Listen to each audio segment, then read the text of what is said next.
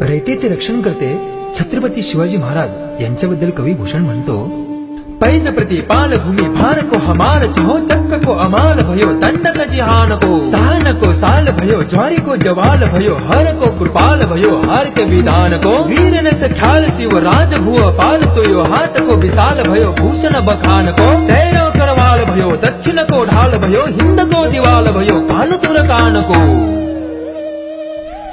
या छंदाचा अर्थ असा, हा शिवभूपाल प्रतिज्ञापणास नेणारा, पृथ्वीचा भार शिरावर घेणारा, चारी दिशांना स्वतःचा अंमळ पसरविणारा, जगतास शासन करणारा, औरंगजेबाच्या हृदयातील शल्य बनून राहिलेला, जावळी जवारकर राजांना अग्नीचा लोल बनून राहणारा, नरमुंड माळेमुळे शिवावरती कृपा धरणारा झाला।